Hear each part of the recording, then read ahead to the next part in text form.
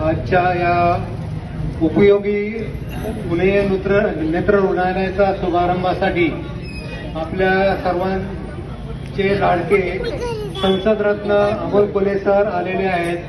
त्यांचं मी मनापासून इथे अभिनंदन व्यक्त करतो की पुणे नेत्र रुग्णालय असंच पुढे पुढे लोकांची सेवा करत जाईल याबद्दल मला तीळमात्र शंका नाही.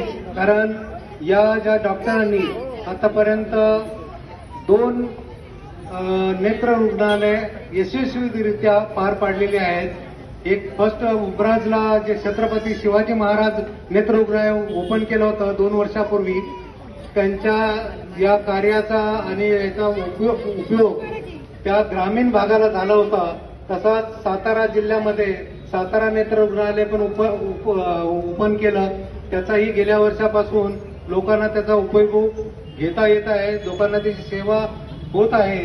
आणि हे तिसरं जे पुणे नेत्र रुग्णालय या भागामध्ये ग्रामीण भागामध्ये होत आहे, त्याचाही यापुढे सर्व जनतेला त्याचा सेवा मिळणार आहे. या जनतेच्या सेवेसाठी ओपन केलेल्या पुणे नेत्र रुग्णालय